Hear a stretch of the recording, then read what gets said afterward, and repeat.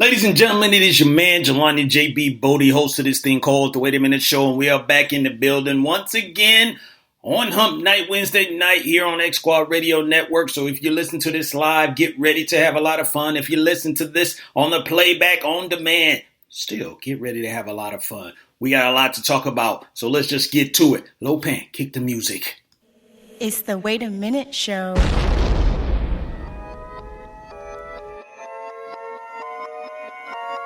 Hold up. Wait a minute, show.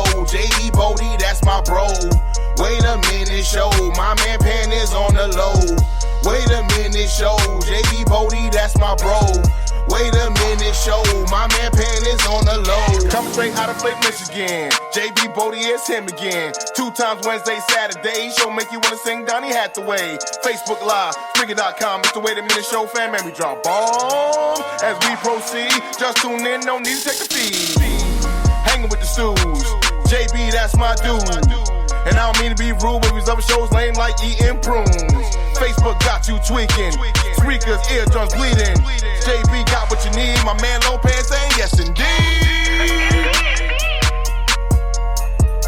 Go to thewaitaminteshow.com to follow all episodes.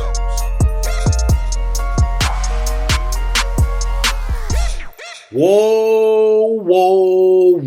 Ladies and gentlemen, it is your man, Jelani JB Bodie, host of this thing called The Wait a Minute Show, and we are back in the building once again to give you your sports fix here on X Squad Radio Network on Hump Night. Yes, here in the ATL. Yes, in the Lion Den Studios. Yes, we are in the building, and we are going to be talking about sports, and more sports. So it's Hump Day. Hump night, whatever it is, but hopefully you had a good weekend and hopefully you had a good beginning of your week. But if you did not, that is why we are here. We are here to give you what you need to roll you into the weekend. And when I say we, I can't do this by myself. I have to have this clown, this fool, but we cool. Ladies and gentlemen, it is none other than my man, the L, the O, the P, the A, the N. Give it up for my man Lopan. Indeed. Yes. So Lopan is a little pep in his step today. I mean, I saw him and he rode in here, late, but it's okay. Indeed.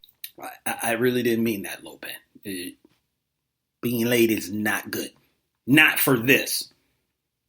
Now, I'll say this and I'll get off of it, but if you're showing up to a party that you've been invited to, as long as it's not a surprise party or something like that, you don't ever show up on time.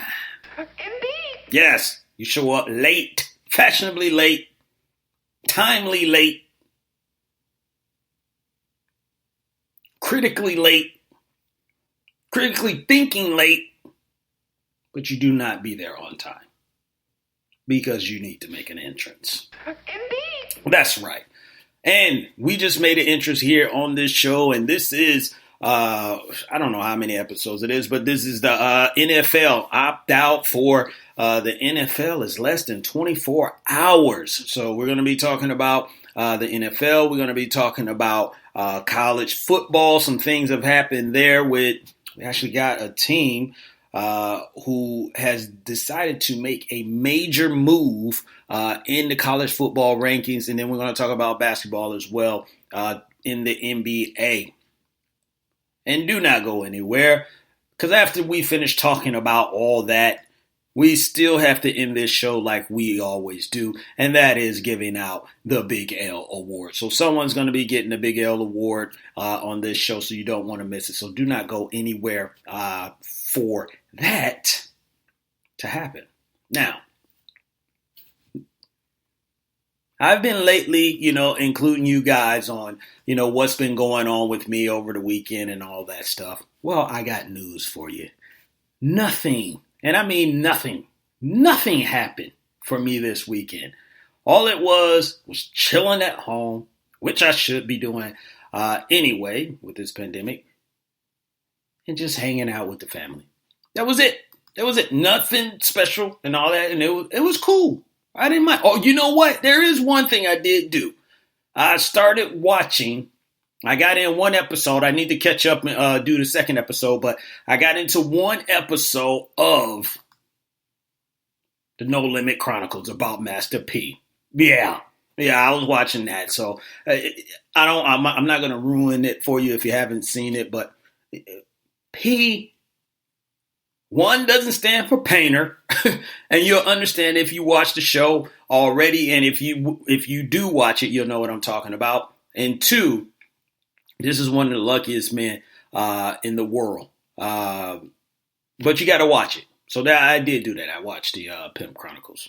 I'm not Pimp Chronicles. No Limits, the No Limit Soldier Chronicles. What am I talking about? The Pimp Chronicles. Where did I get that from? Sorry, ladies and gentlemen. Now, but we are here to talk about sports, and that's exactly what we're going to do. And the first thing that we're going to be talking about, and it's about the title of the show, about opting out. Could there be a spike in NFL players opting out? Now, they have less than 24 hours at this point while this show is going on, because Thursday, 4 p.m., Eastern Standard Time is the day and time that, NFL players have to decide whether or not they're going to opt out. Now, this is a little weird as well, because Devin McCourty was blasting the NFL for this, and it was alleged, so it hasn't been anything that's been proven that, what the NFL was doing, but he was talking about how they tried to move it up. There was actually a rumor that the NFL was trying to move up the opt-out date to today, which would be Wednesday, August 5th. But it is August 6th at 4 p.m. It still is a short time limit, being that other franchise, other leagues, it seems like they had more time to really think about it. And to me, here's the thing. There's no preseason games. There's there hasn't been any OTAs. We're going to go right into this thing, from training camp to week one and start it. I think a good date, and I'm just going to talk about the date first. I think a good date would have been after week one of,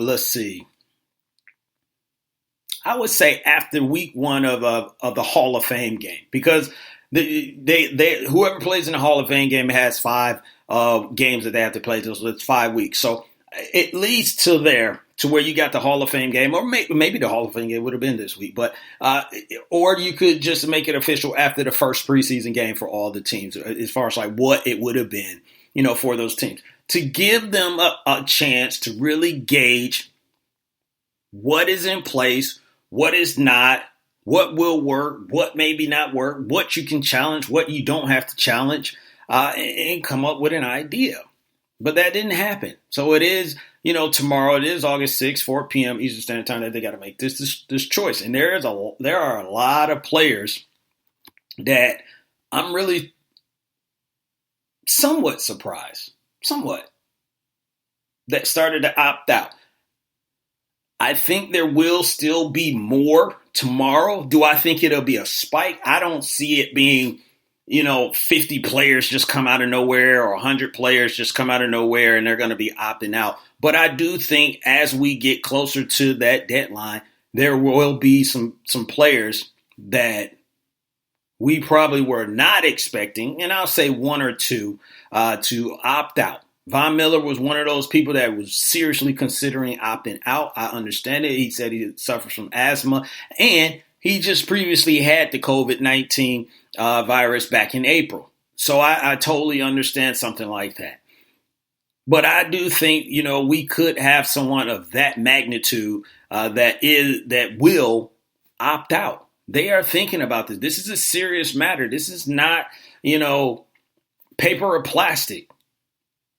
These decisions could impact your livelihood. It could impact your life. It could impact someone else's life.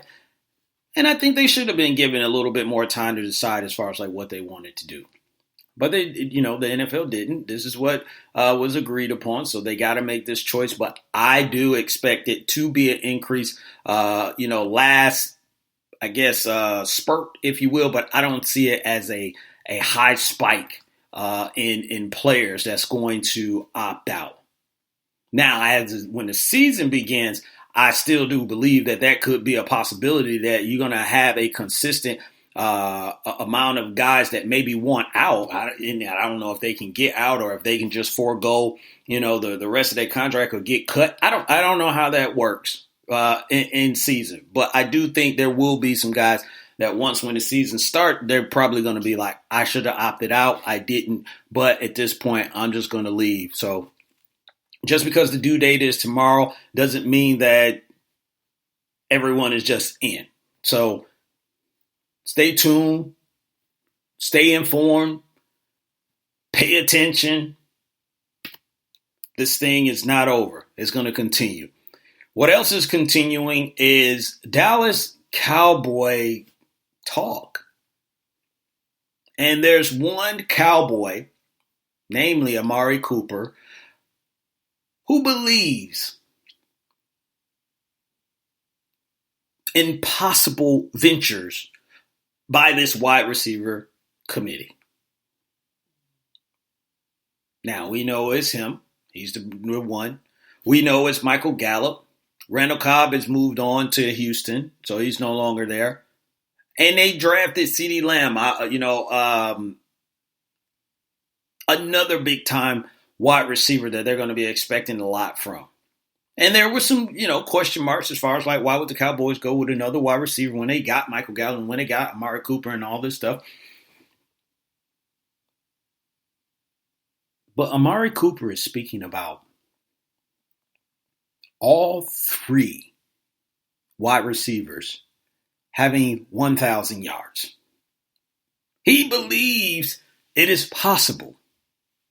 Do you believe that is something that could be achievable by the Dallas Cowboys wide receiver corps?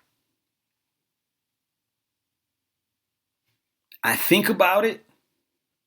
I thought about it. I pondered, and I came up with no. And it's not due to lack of talent. Matter of fact, I just think they have a lot of talent. And then the other thing is, for you to have three 1,000-yard receivers, you're going to have to be behind in a bunch of games. Now, if you are expecting that and you're banking on that, yes, yes, then you're absolutely right. Yes, you could get yourself three 1,000-yard receivers. But that's not going to happen because you do have Zeke Elliott. And also, Dak Prescott is not going to be, that's not going to be the game plan for Dak Prescott if the Cowboys have their way. I could see Gallup being close to 1,000. I could see Amari Cooper well over 1,000. And CeeDee Lamb, he's a rookie, all right? And this is a different situation, and he is really, really learning on the fly.